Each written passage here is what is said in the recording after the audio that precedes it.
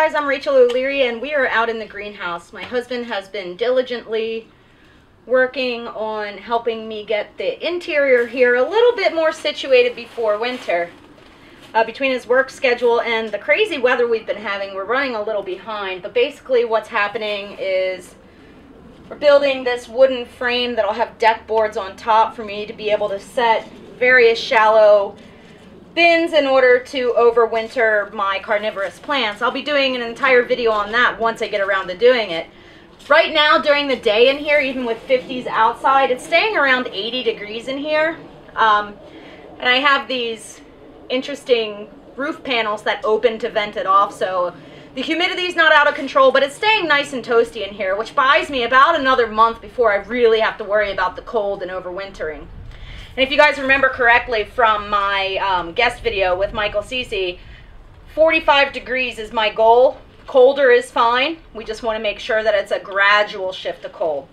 So what the plan is for in here is he's notching all these 4x4s and then doing a 2x4 frame inset, then using deck screws to hook them all together, and then we're going to do deck boards. And eventually I'll have a sink down at the end, and it'll wrap around the side, and then I'll move all my hardscape in here, and things will be blissful, wonderful, and organized. So I just wanted to show you real quick some close-ups of what's going on in here.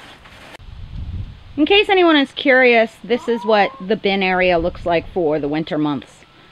Everything literally just gets flipped upside down and stored.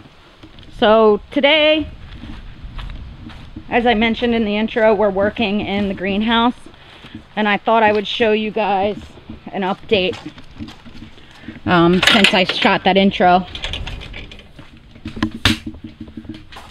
As you can see, we've made quite a bit of progress. So we're keeping things relatively simple here. I went with deck boards across the top, mainly to allow for airflow. In the summer, it's going to get pretty balmy in here. It's about 50 degrees outside today, and it's about 78 in the greenhouse now. So I was a little bit worried about mold, even though I'll have circulation fans, even though I have these cool hydraulic ceiling panels that open. I wanted to make sure with the amount of water that was going to be in here, potentially, that there was good airflow through these benches.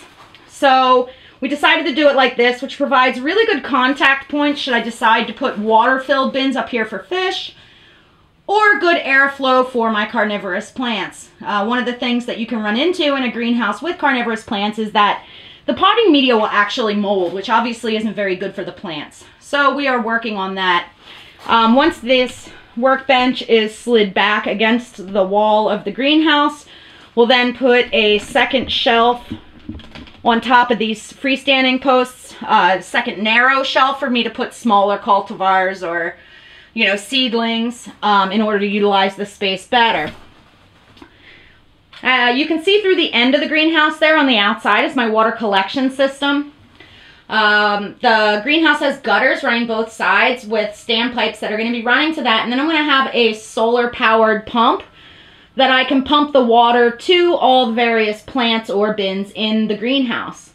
Now, a lot of you have been asking in my various videos, you know, am I planning to keep fish outside all winter? And the answer is simply no. And that's because I don't want to have to heat the greenhouse. The point of the greenhouse is to extend my growing season, because currently it's from about April to September.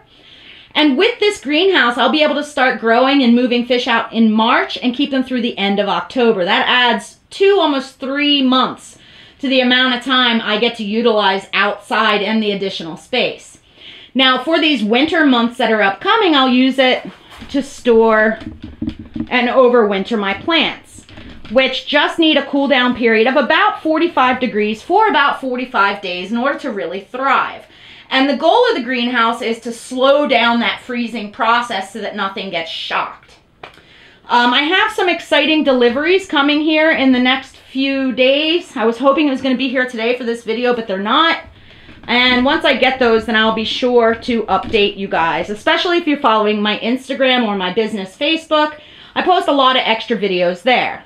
But in the meantime, you can see this sort of mocked up shelf for this side. We'll have the sink in the back. It's just laying on the ground right now. And then we'll have shelving on this side. And this second half of the greenhouse here gets a significant amount of shade because of our trees. So I'm going to build sort of cubicles there in order to store all my hardscape so that I don't have to carry it up and down stairs or store it inside for the winter. It can just come into the greenhouse. When people come here to shop, they'll be able to pull it out, look at it, and manipulate it. So that's what I'm working on today. My husband has been awesome with this. He really doesn't like working with wood. You know, he's a welder, not a carpenter. And this is supposed to be function over beauty. And I think he's doing a really great job. And I'm super happy and very excited to get all this going. Now, I realize I haven't told you guys really a whole lot about the greenhouse. I did that quick video, which I'll link to. But it was basically like putting together a giant Lego set. Everything had a very clear schematic. It is rated for 85-mile-per-hour winds and 25 pounds per square foot of snow, which should be more than adequate for us. It has these hydraulic ceiling panels that open and close depending on temperature and humidity, which is really, really nice. This winter, when it's cold, I will unscrew those hydraulic handles so that they stay shut all the time, maintaining the warmth in here. But it still will get quite cold in here. This is not an all-season greenhouse, and I never intended it to be. It's simply going to be a tool to help me expand my efforts during most of the year. So in the next couple weeks, I'm going to be continuing to prepare these carnivorous plants for overwintering. I've got to mix up some potting media. I need to do some more trimming. I need to set up their trays. I have some winter cloth, which is this stuff, and I need to grab or make some pine mulch in order to insulate them better. Because again, it's not how cold they get, it's how fast they get cold. Now, the nice thing about this greenhouse having the opening panels is, again, bugs can get in here. So my CPs can eat quite nicely. And next spring, I'll move them back outside. Let me show you what's going on there.